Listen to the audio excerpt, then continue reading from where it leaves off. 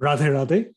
On Sunday, January 9th, 2022, Mummy and I are here to present a recap video of today's Bhagavad Gita study session. Radhe Radhe, everybody. I'll go ahead and share my screen and present the slideshow we had, as well as the book we discuss. So we had the usual few quiz questions, a new style involving an image. So hopefully people get a chance to go through that again. And then we went through chapter 4, verses 28, 29, and 30. Chapter 4, verse 28, helpful reminder here about the catchphrase, dedicate yourself judiciously. The letters here are chosen to match the first letter of the corresponding category that Swamiji has in the commentary. So D for Dravya, Y for Yog, and J for Nyan or Gyan. So now if you go to Swamiji's text, chapter 4, verse 28, starting here, we have 3 or 4 different kinds of sacrifices that Sri Krishna adds to the list. The categorized ones, as I mentioned, are Dravya Yagna, which is to do with sacrificing one's wealth or possessions or money. There's the long discussion we had on Yoga Yagna. We spoke about the 6 philosophical treatises. We talked about Patanjali Yog Darshan or Yog Sutras, Ashtang Yoga, and that 8-fold path. Again, a quick reminder, those 8 paths are known as Yam, Niyam, Asan, Pranayam, Pratyahar, Dharan, Dhyan, and Samadhi. So of these 8, of course, Asan is pretty common and popular, but it's not just about physical postures. So we talked about how that importance is there of also surrendering to God.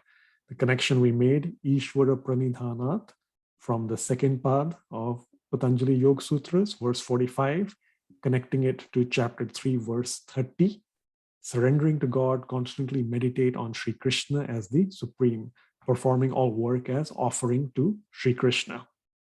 So those are the elements of Yoga Yagna. Again, when done with devotion to God, then that forms a complete sacrifice. And the third kind, Jnana Yagna, Jnana Yagna, so to do with cultivating knowledge. Again, that is to be mixed with devotion so that one can perform service or seva to God, or also help spread that knowledge to other keen disciples and devotees. Of course, a fourth kind, briefly mentioned, but by Sri Krishna here, is also severe austerities. So as Mummy mentioned, austerities, another word, tapo yagna. So that is again, practices that are more of the physical kind. But again, all these are to be done with the aim of controlling one's mind, one's senses and intellect, all for the purification of that apparatus and the purification of one's soul. Mummy, anything to add here, as well as any interesting word you would like us to take away? Yes, for me, very important word today is Swadhyaya. Swadhyaya means self-study, but self-study in the form of recitation, chanting, and memorization. That is what Swadhyaya means. Once we learn to recite shlokas and we chant shlokas by memorizing them. And then another thing is Jnana Yagya. I want to add something. Jnana Yagya means reading of scriptures like Upanishads, Bhagavad Gita. How? 3 ways: Shravan, Manan, and Nididhyas. Shravan is to listen, Manan is to then think about it, and Nididhyas is the real contemplation, where what I was talking about, chewing, when you really take out the nectar of the verse, that is Nididhyas. Good reminder there, Mummy. Certainly, we've heard that a few times in Swamiji's or Maharajji's lectures, but the important part, as you said, to absorb that by constantly contemplating or chewing upon that. And again, helpful, as you mentioned, Swadhyaya. In fact, the recitation classes you offer, that is a good example of people taking part in Swadhyaya. So recitation, memorization, perhaps, versus just the Jnana Yagna, which is the reading element or the contemplation aspect. So that's chapter 4, verse 28. And then combined one after the other, chapter 4, verses 29 and 30, Mummy had a nice long presentation for us on the various aspects of pranayam, anulom vilom, talking about breath taking place in action, but also breath in action with that devotion aspect. So we talked about Purak, Rechak, and the two kumbhaks, Antar, outward kumbhak, and Bhaya, inner kumbhak, and Bhaya, the outward kumbhak. And again, needing guidance. Pran, Mummy mentioned at length about the 5 life airs, the importance for yogis and all of us to maintain a balance there as best as possible. Which element each pran or life air corresponds to. And then, of course, the example that Swamiji gives from an austerity standpoint, fasting being one example, reducing or curtailing one's intake of food, thereby helping the life air of Saman, the one related to digestion, to not be needed as much, which in a way means that it neutralizes itself, it balances itself. And Mummy explained how that is also a balance between 2 of the other life airs and the overall physiological or Ayurveda processes behind them. Again, big takeaway for all this is we need to think about purification. When our heart, our antakaran, that entire mind, intellect, senses, ego, apparatus is purified, only then will these sacrifices, whatever kind of sacrifice we partake in, only then will our souls be able to get further elevated along these spiritual journeys.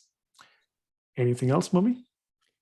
Yeah, so basically I want to, since in this verse, Krishna has talked about the 5 life airs. So let's quickly understand basically that an individual is consists of 3 sharira. Sharira means bodies. One is gross body, one is subtle body, and one is causal body. Now, gross body is composed of 5 elements. These are space, air, fire, water, and earth. So how is that? Space is the volume of the body. Air is breathing and respiratory system. Fire is warmth in body. Water is body is made up of 70% water, and earth is minerals. So what is happening? Body is acquired as a result of our good deeds of the past. And it is meant for experiencing pains and pleasures of this world. And what happens? Body is then subject to 6 modifications. Those are called Shad Vikaras. Shad Vikaras means first it exists in the womb, existence, then birth, then growth, then change, then decay, and then death. Now, while we are living, then we have these 5 life airs. And how to live our life. These 5 life airs, according to Chandogya Upanishad, they are called Vayus. Vayus are gatekeepers to the infinite. How, with a good balance of all these Vayus, of these life airs in our body, we can attain the infinite. So Vayu means air, breath, or wind. So first is the pranayam kosha, that pranayam sheath. So in that, pran divides into 5 vayus, 5 life airs, and according to its movement and direction. So it basically, this gatekeeper to the heavenly world, this suggests an esoteric understanding of the close relationship between breath and consciousness. The vayus, these life airs, govern different areas of the body and different physical and subtle activities. When they function harmoniously, they assure health and vitality. And I think I explained in the class how different life airs are connected with different 5 elements. Yes, that's right. Each life air corresponds to a specific element. So we talked about that, and we talked about the purpose of each one. As you said right now, Mummy, the entire set of physiological functions, but then the larger purpose, the gateways, the infinite ascent. So yeah, thank you there. last comment I'll probably make is with chapter 4, verse 28, I just remembered Ishvara Pranidhana. I mentioned there as well an example for everybody to contemplate about further, which is the doll of salt and putting that in the ocean. So with that, we shall wrap up this summary recap video. Thank you very much. Radhe Radhe. Radhe Radhe.